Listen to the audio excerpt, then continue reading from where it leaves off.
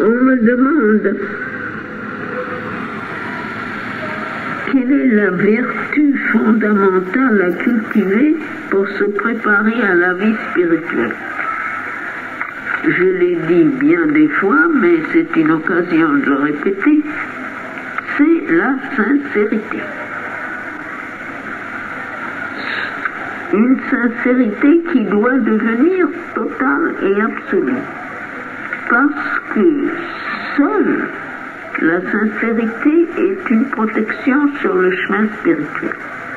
Si vous n'êtes pas sincère, dès le second pas, vous êtes sûr de tomber, de vous casser le nez. Il y a toutes sortes de forces, de volonté, d'influence, d'entités qui sont là à guetter pour la moindre petite faille dans cette sincérité et qui immédiatement se précipitent par cette faille et commencent à vous désorganiser. Par conséquent, avant de rien faire, de rien commencer, de rien essayer, soyez sûr d'abord que vous êtes non seulement aussi sincère que vous pouvez l'être, mais que vous avez l'intention de devenir encore bien davantage. Parce que c'est votre seule protection.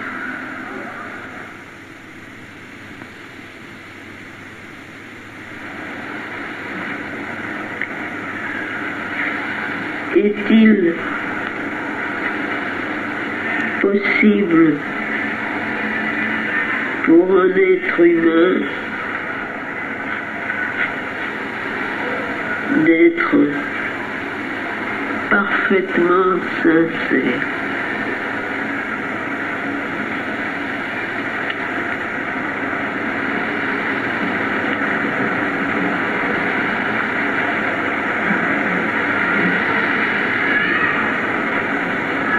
Et il y a une continuation de la question qui dit: est-ce qu'il y a une sincérité mentale, une sincérité vitale, une sincérité physique? Quelle différence y a-t-il entre ces sincérités? Naturellement, le principe de la sincérité est le même partout. Le fonctionnement est différent suivant les états d'être. Et la première question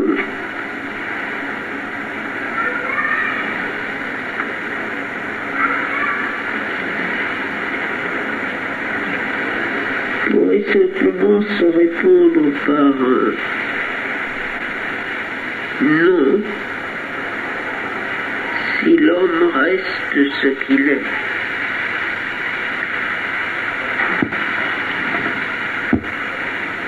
Mais il a la possibilité de se transformer suffisamment pour devenir parfaitement sincère.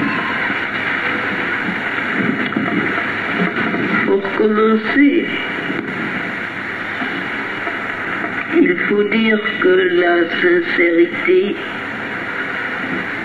est une chose progressive. Et à mesure que l'être progresse et se développe, à mesure que l'univers se déroule dans le devenir,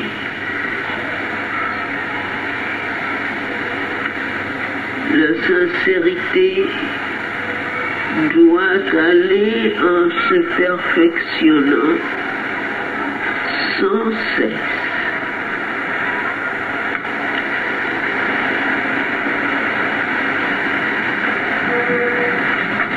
Tout arrêt dans ce développement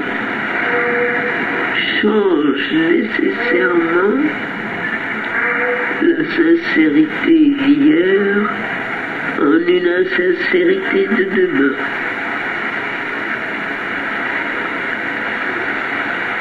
Pour être parfaitement sincère, il est indispensable de n'avoir aucune préférence, aucun désir, aucune attraction, aucun dégoût, aucune sympathie ni antipathie, aucun attachement, aucune répulsion.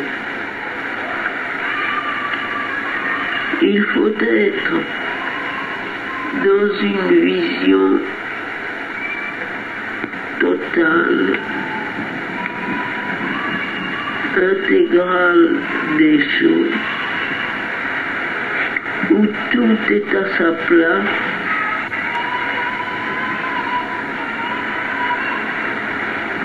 et où on a une attitude similaire vis-à-vis de toute chose, l'attitude de la vision vraie. Ce programme est évidemment très difficile à réaliser pour un être humain. À moins qu'il n'ait décidé de se diviniser, il paraît presque impossible qu'il puisse être libre de tous ses contraires en lui. Et pourtant, tant qu'on les porte en soi, on ne peut pas être parfaitement sincère. Automatiquement, le fonctionnement mental, vital et même physique est faussé. J'insiste sur le physique parce que même le fonctionnement des sens est faussé. On ne voit pas, on n'entend pas, on ne goûte pas, on ne sent pas les choses telles qu'elles sont dans leur réalité tant qu'on a une préférence, tant qu'il y a des choses qui vous plaisent et des choses qui vous déplaisent, tant qu'on a une attraction vis-à-vis de certaines choses et une répulsion pour d'autres, on ne peut pas voir les choses dans leur réalité, on les voit à travers sa réaction, sa préférence ou sa répulsion. Les sens sont des instruments qui se faussent de la même façon que les sensations se faussent, que les sentiments se faussent et que les pensées se faussent. Par conséquent, pour être sûr de ce que vous voyez, de ce que vous sentez, de ce que vous éprouvez et de ce que vous pensez, il faut que vous ayez un détachement complet, ce qui n'est évidemment pas une tâche facile. Mais jusqu'à ce moment-là, votre perception ne peut pas être totalement vraie et par conséquent, elle n'est pas sincère.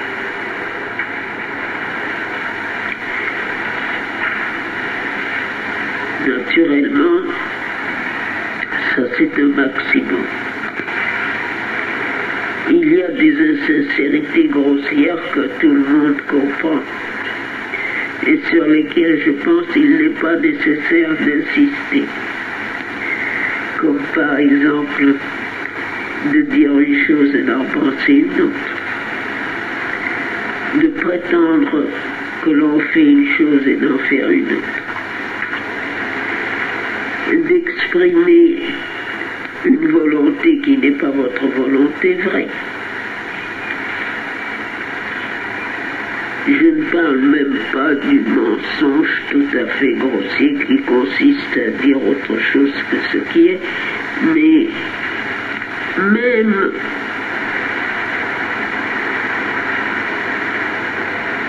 cette façon diplomatique d'agir qui consiste à faire une chose avec l'idée d'obtenir un certain résultat, de dire une chose en s'attendant à ce que cela produise un certain effet.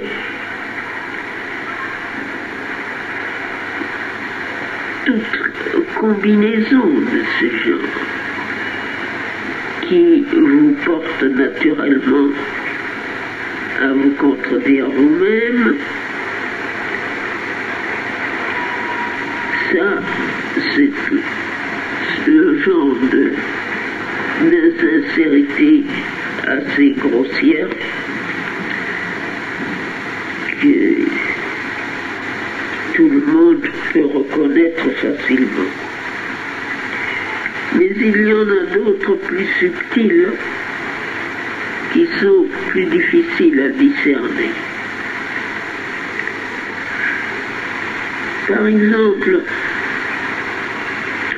tant que vous avez en vous des sympathies et des antipathies, tout naturellement et pour ainsi dire spontanément,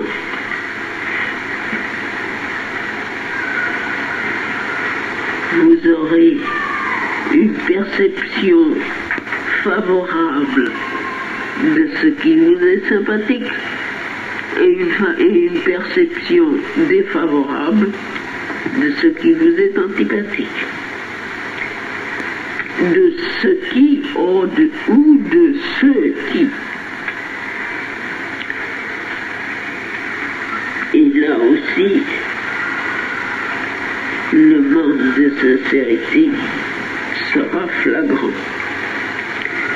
Pourtant, vous pouvez vous tromper vous-même et ne pas percevoir que vous êtes insincère. Alors, dans ce cas, vous avez, pour ainsi dire, la collaboration de l'insincérité. Parce qu'il est vrai qu'il y a des insincérités de caractère un peu différent suivant les états d'être ou les parties de l'être.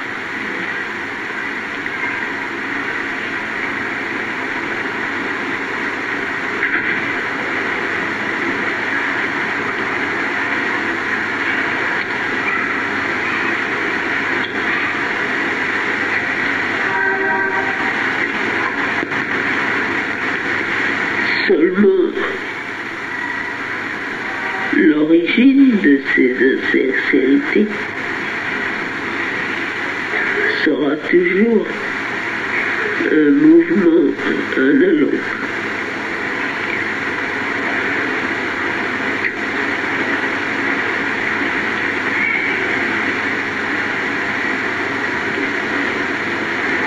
Provenant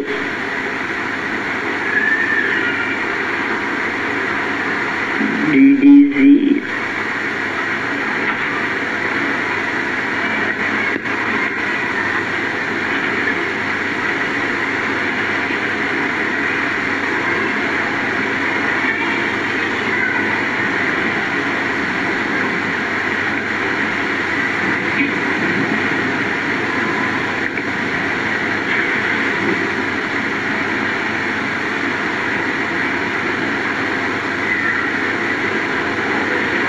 et de la recherche de fins personnelles, de l'égoïsme.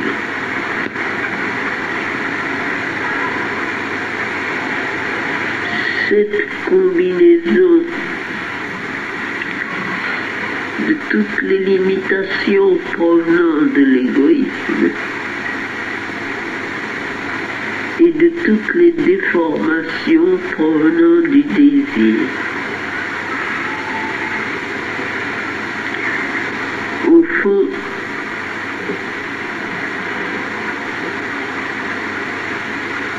tant que l'ego est là, on ne peut pas dire qu'un être est parfaitement sincère. Même s'il s'efforce de le devenir. Il faut dépasser l'ego, s'abandonner totalement à la volonté divine, se donner sans réserve et sans calcul.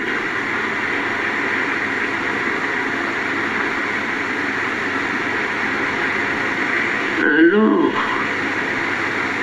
on peut être parfaitement sincère, mais pas avant.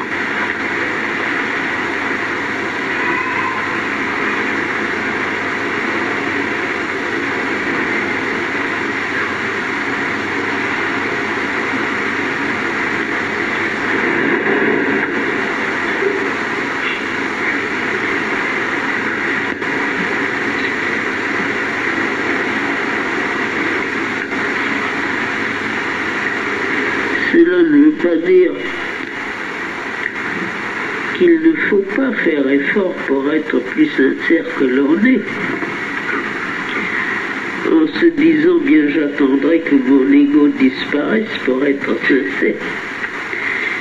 Parce qu'on peut renverser les termes et dire que si vous n'essayez pas sincèrement, jamais votre ego ne disparaîtra. Par conséquent, la sincérité était à la base, elle est le moyen, le chemin, et elle est aussi le but.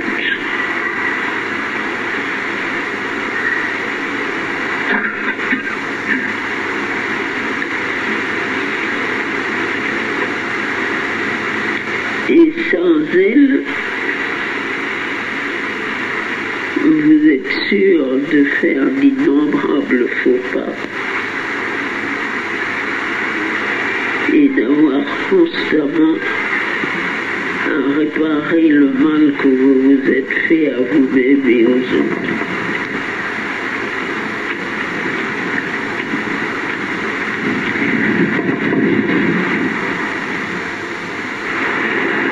Il y a d'ailleurs une joie merveilleuse à être sincère. Chaque acte de sincérité porte en lui-même sa propre récompense. Le sentiment de purification, d'élévation, de libération que l'on sent quand on a rejeté ne serait-ce qu'une parcelle du mensonge.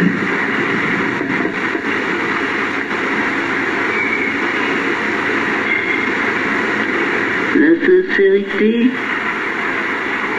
c'est la sauvegarde, c'est la protection, c'est le guide. Et finalement, c'est la puissance transformatrice.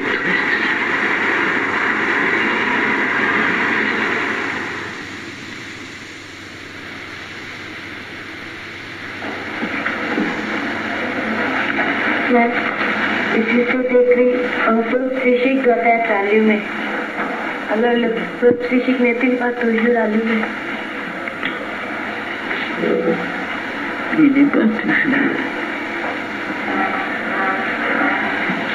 Alors comment est-ce qu'on l'allume? Par l'aspiration.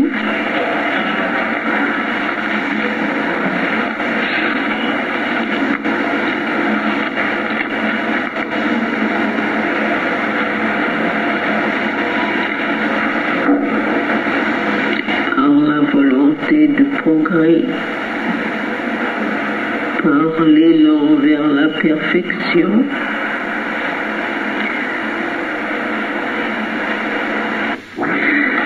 c'est surtout la volonté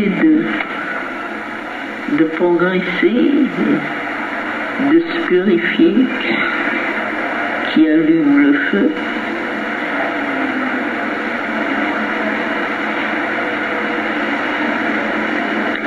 La volonté de progresser. Les gens qui ont une forte volonté la tournent vers le progrès spirituel et la purification, ils allument automatiquement le feu au-dedans d'eux.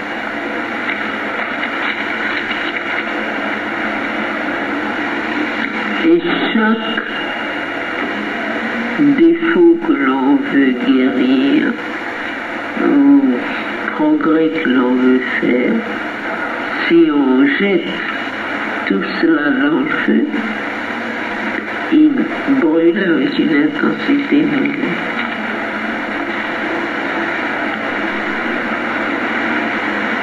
Et ce n'est pas une image,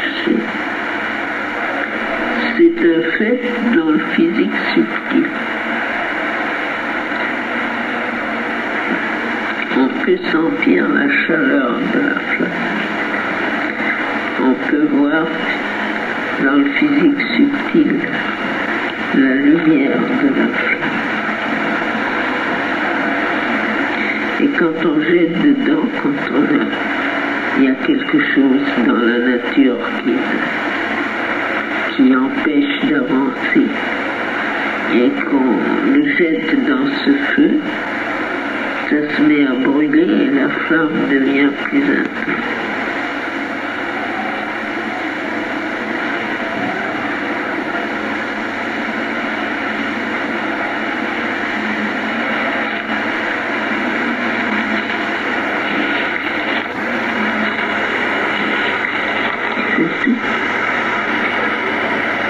Mais comment sentir la douceur et la joie quand on se trouve dans une difficulté aujourd'hui?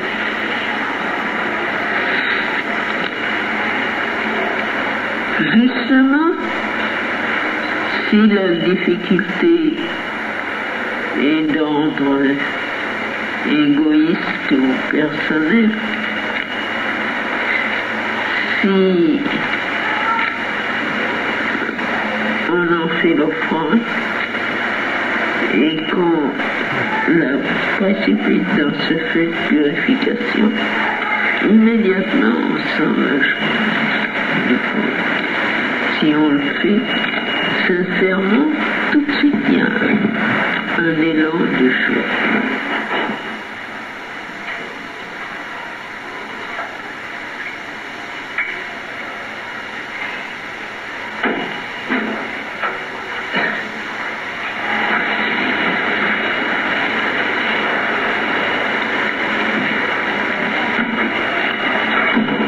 C'est évidemment ce qu'il faut faire au lieu de se désespérer ou de se lamenter. Si on en fait l'offrande et qu'on sincèrement et qu'on aspire à la transformation et à la purification, alors on sent tout de suite la joie naître au fond du cœur. Même quand la difficulté est un gros chagrin, on peut faire ça avec beaucoup de succès. on s'aperçoit que derrière le chagrin, si intense qu'il soit, il y a une joie divine.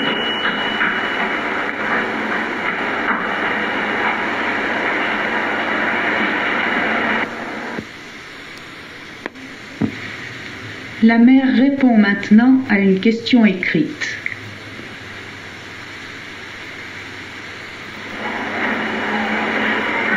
Est-il possible,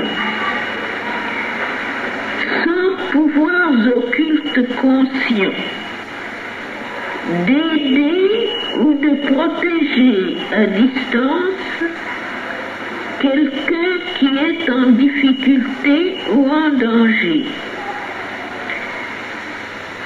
Si oui, quelle est la façon pratique de procéder? Et puis, une sous-question que peut la pensée.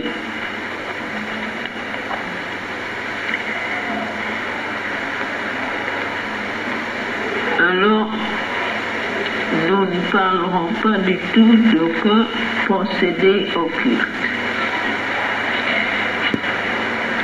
Quoique, pour dire la vérité, tout ce qui se passe dans l'invisible est occulte par définition. Mais enfin, pratiquement, il y a deux procédés qui ne s'excluent pas et qui se complètent, mais que l'on peut employer séparément si on est plus enclin vers l'un que vers l'autre. Il est évident que la pensée fait partie d'un des moyens, une partie assez importante. Je vous ai déjà dit plusieurs fois que si on pense clairement et fortement, on fait une formation mentale. Et que toute formation mentale est une entité indépendante de son formateur qui a sa vie propre et qui tente à se réaliser dans le monde mental. Je ne veux pas dire que vous voyez votre formation avec vos yeux physiques, n'est-ce pas?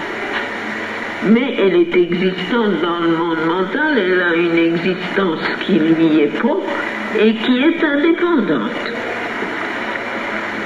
Si vous avez fait une formation avec un but précis, toute sa vie tendra vers la réalisation de ce but. Par conséquent, si vous voulez aider quelqu'un à distance, vous n'avez qu'à former très clairement, d'une façon très précise et très forte, le genre d'aide que vous voulez donner et le résultat que vous voulez obtenir. Ça aura de l'effet.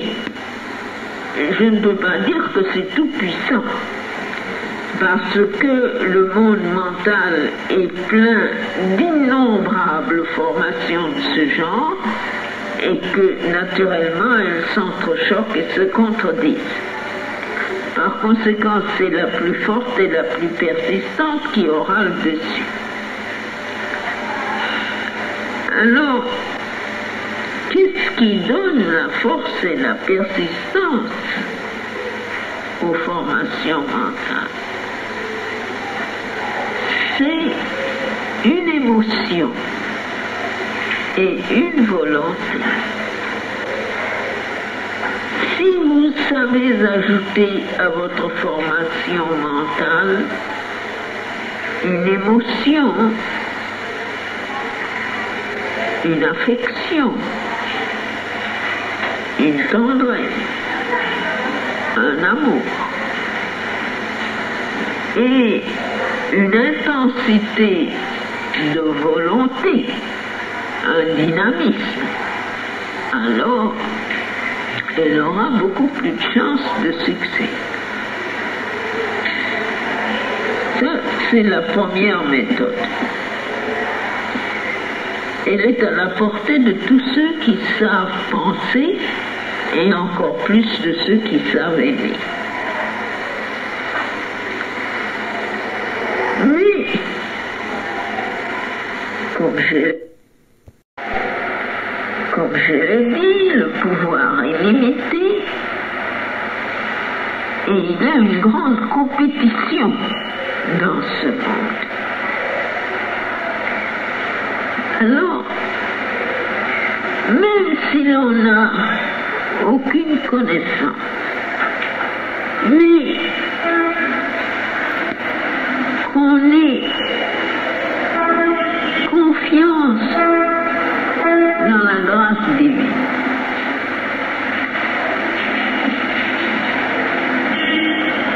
si l'on a une foi qu'il y a quelque chose dans le monde qui est la grâce divine, et que ce quelque chose peut répondre à une prière, à une aspiration, à une invocation. Alors, lorsque l'on a fait sa formation mentale, si on offre à la grâce et qu'on lui fasse confiance, qu'on lui demande d'intervenir et qu'on ait la foi qu'elle interviendra, alors vraiment vous avez une chance de succès.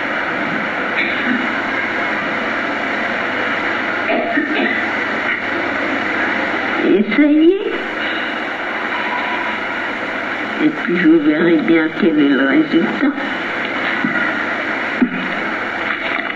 Voilà.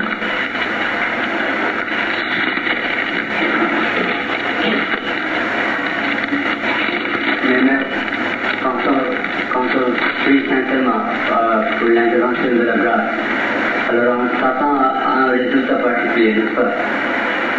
Quand on prie au divin, pour un résultat particulier. Mais, pardon,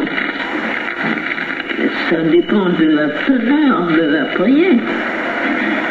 Si simplement on invoque la grâce ou le divin et qu'on s'en remet à lui, on ne s'attend pas à un résultat particulier.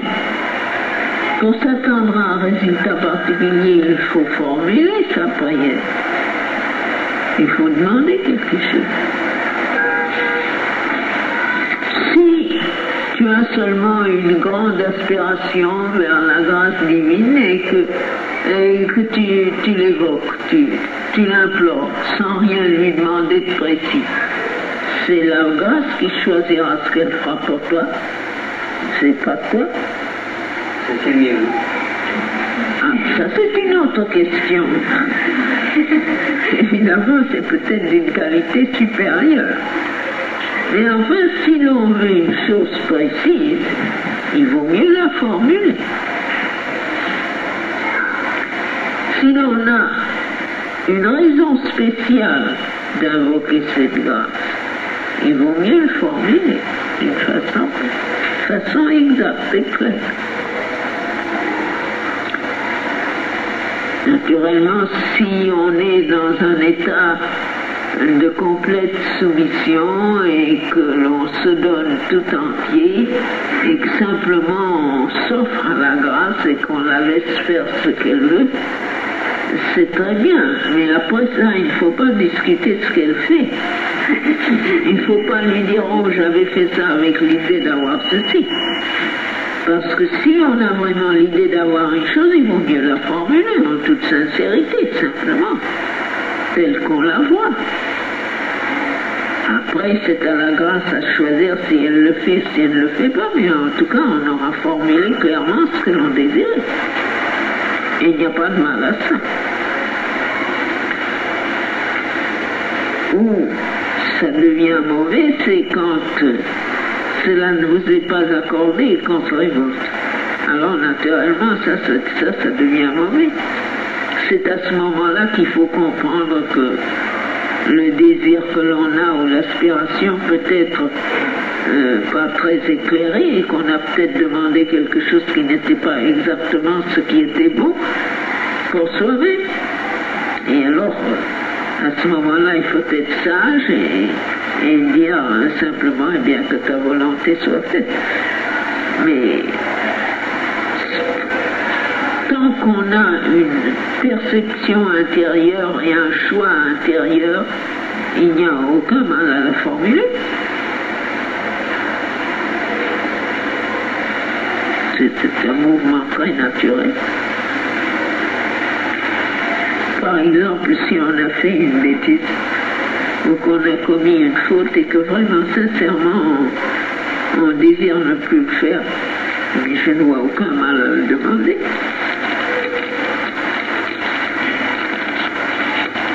Et en fait, si on le demande avec sincérité, une vraie sincérité intérieure, il y a beaucoup de chances pour que ça soit accordé.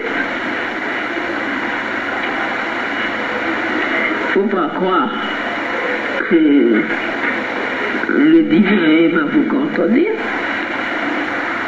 Il n'y tient pas du tout. Il peut percevoir mieux que vous quel est votre propre bien. Mais c'est seulement quand c'est tout à fait indispensable qu'il contredit votre aspiration. Autrement, il est toujours prêt à donner son nom.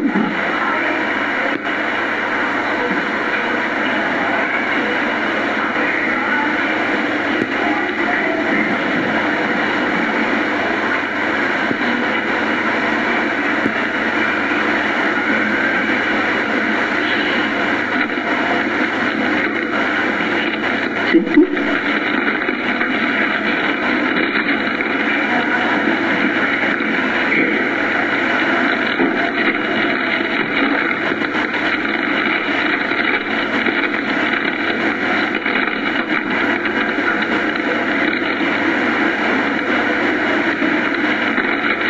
Il y a ici 3 textes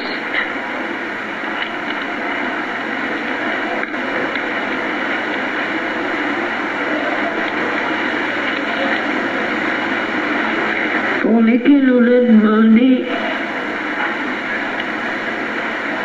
des commentaires ou des explications.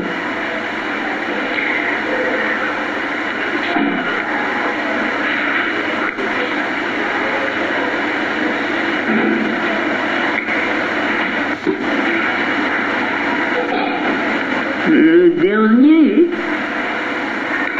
est comme une continuation de ce que nous voulons te dire. Alors je vais commencer par celui-là.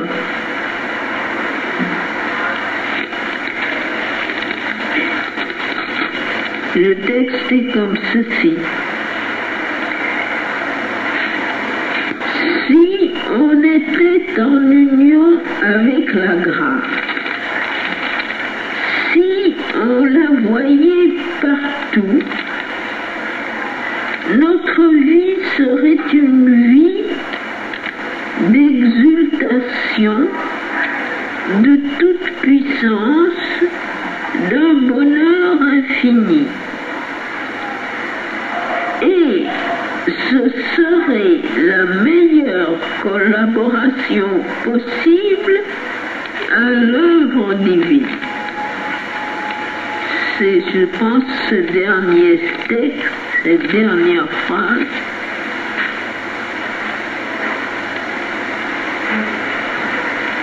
que l'on veut que je commente.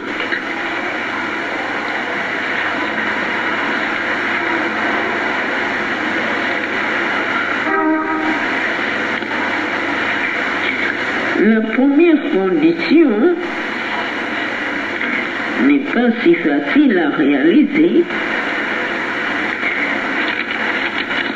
mais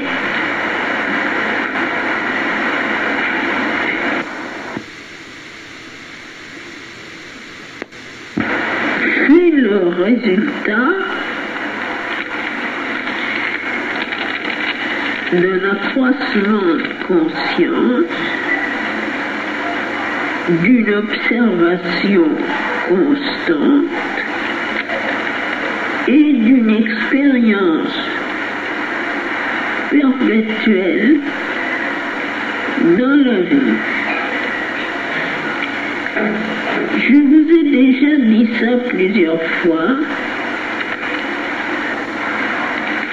Quand vous êtes dans un ensemble de circonstances et que certains événements se produisent, souvent ces événements contredisent ou votre désir ou ce qui vous semble être le meilleur. Et il vous arrive souvent de regretter et de vous dire comme cela aurait été bien autrement, comme ceci ou comme cela. Pour des petites choses, pour des grandes choses. Puis, les années passent, les événements se déroulent, vous progressez, vous devenez plus conscient, vous comprenez mieux,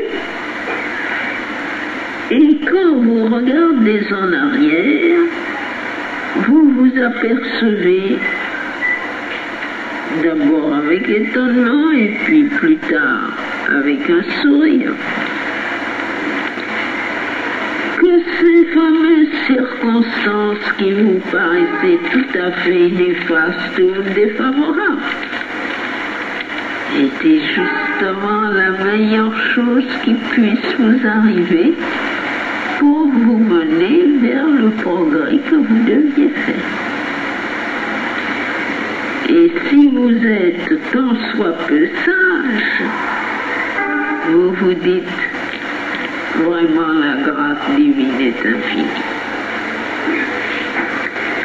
Alors, quand ce phénomène vous sera arrivé un nombre suffisamment de fois, vous commencerez à comprendre que malgré l'aveuglement des hommes et les apparences trompeuses, c'est la grâce qui est à l'œuvre partout et qui fait qu'à chaque minute, c'est le mieux possible qui se produit dans l'état où se trouve le monde à cette minute-là. C'est parce que notre vision est limitée, ou même que nous sommes aveuglés par nos propres préférences, que nous ne pouvons pas discerner que les choses sont ainsi. Mais quand on commence à le voir,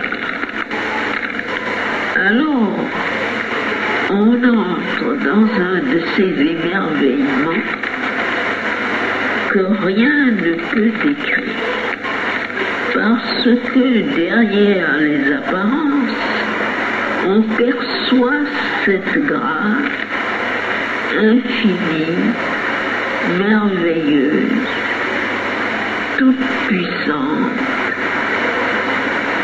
qui sait tout, organise tout, arrange tout, et nous mène, que nous le voulions ou que nous ne le voulions pas, que nous le sachions ou que nous ne le sachions pas, vers le but suprême, c'est-à-dire l'union avec le divin. la prise de conscience de la divinité et l'union avec elle.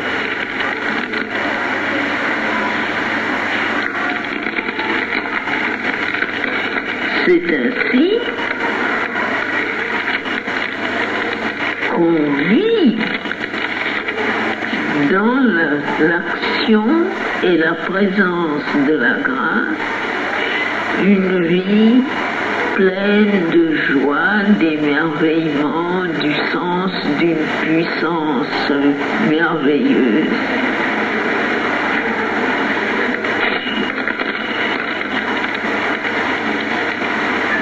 Et en même temps, d'une confiance si paisible, si totale,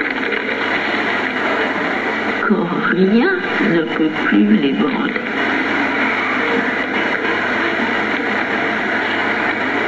Il me semble que la dernière phrase s'explique de soi-même,